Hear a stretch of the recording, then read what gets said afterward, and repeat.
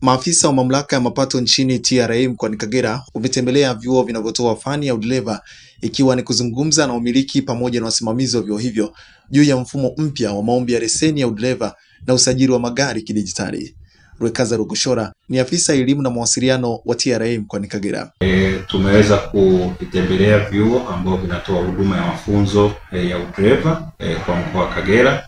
Lengo ni kwamba kuweza kujua changamoto wanazokutana nazo katika mfumo mpya ambao, kama tunapokumbuka, mamlaka ya mapato Tanzania ilizindua mfumo mpya wa usajili wa magari pamoja na maombi ya leseni za udereva. Kwa chuo ambacho kinatoa huduma ya mafunzo ya udereva kinayo majukumu yake, lakini pia wanafunzi wenyewe ambao wanapata huduma ya mafunzo hayo, kwamba kwa chuo kilihitajika kujisajili na katika usajili kuna nyaraka mbalimbali zikiwemo kutoka Jeshi la Polisi ambao wanatakiwa ambatanishe ili sasa iweze kuonekana katika mfumo wetu wa mamlaka ya mapato wa uombaji wa leseni za udereva. Lakini pia kwa upande wa wanafunzi nilikutana na wanafunzi ili sasa waweze kujua, kwa sababu wanapoanza mafunzo yao wanatakiwa kuwa na TIN namba ambao sasa itawasaidia katika kuanzisha maombi ya awali ya leseni ya udereva. Bila kuwa na leseni au kuwa na TIN namba hauwezi ukapata leseni ya udereva. Kwa hiyo tumeona ni muhimu sana kuweza kuwafikia wadau wetu wenye vyuo, lakini pia na wanafunzi ambao wanapata mafunzo hayo, ili sasa kuweza kuwapa uelewa kutosha wanapomaliza au wanapoanza waweze kuingia katika mchakato na waweze kupunguza muda wa kuja sisi ofisini, kwa sababu mfumo wetu wakiwa kule chuoni kupitia hizi stationery za internet kefu wanaweza wakaanzisha maombi hata kwenye simu bila kufika mamlaka ya mapato Tanzania.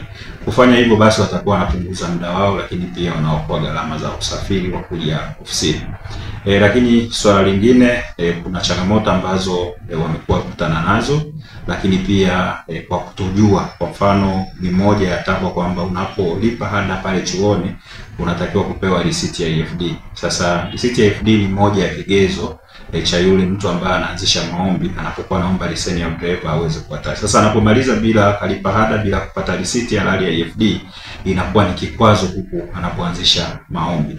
Kwa hiyo tumeweza kuwatembelea na kuongea nao, na ili sasa kuwa na uelewa pamoja, lakini pia kuondoa changamoto katika kupata huduma ya leseni ya udereva kwa wanafunzi, lakini pia na wanaotoa huduma ya mafunzo.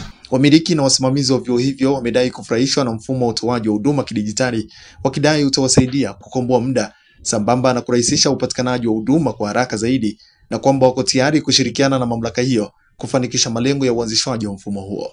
Ni jambo nilipongeza sana na nimewashukuru sana. Yako maswali mengi ya madereva wanayouliza na wadau mbalimbali, lakini hayakupata majibu kabla. Lakini kwa leo, kwa ujio wa hawa maafisa, nimefarijika sana.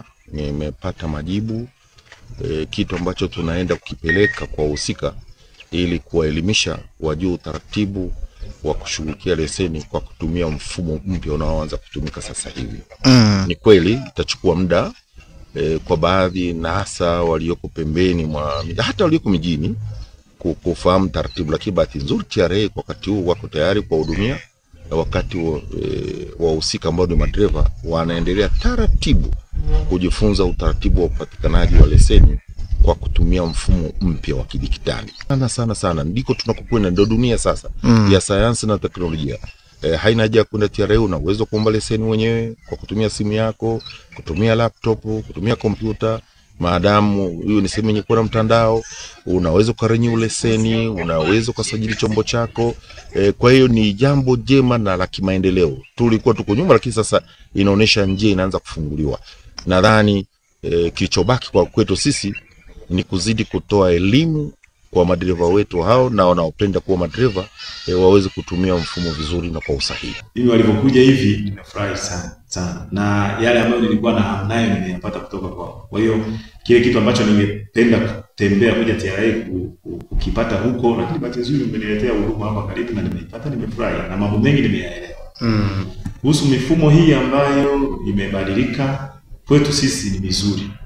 Imetuongezea gharama kidogo za maboresho ya vyuo, lakini ni vizuri kwa sababu baadaye itatupa tija na inatuondolea hao watu walikuwa wanafanya kufoji vitu na nyaraka mbalimbali. Kwa hiyo vyuo vyetu vitaingia kwenye mfumo na document unayoitoa hapa inatambulika maeneo yote, na utaratibu huu ni mzuri wa coordinate, yani kupitia TRA, polisi na driving school. Kwa hiyo sisi utaratibu ni mzuri sana. Kwa hiyo utatuondolea hawa vishoka wa huko nje wako wanafanya forgery. Nadhani hiyo utaratibu sasa utakuwa umekomesha hivi. Nashukuru sana kwa ujio wao. Kwanza nimefurahi sana kwa sababu unajua uoga muda mwingine watu mnakuwa na maswali mengi sana, na kutokana na mazingira kwamba ni ofisi za serikali unakuwa kuna mambo mengi, kila mtu ni mtu wa huduma, lakini kuona kwamba tunashirikiana kwa namna hiyo, wanakuja wanatembelea, nimeuliza maswali mengi sana, nimepata ufumbuzi wake ambao utanisaidia hata mimi kwenye utendaji wangu wa kazi kuweza kurahisisha mambo yakaenda vizuri.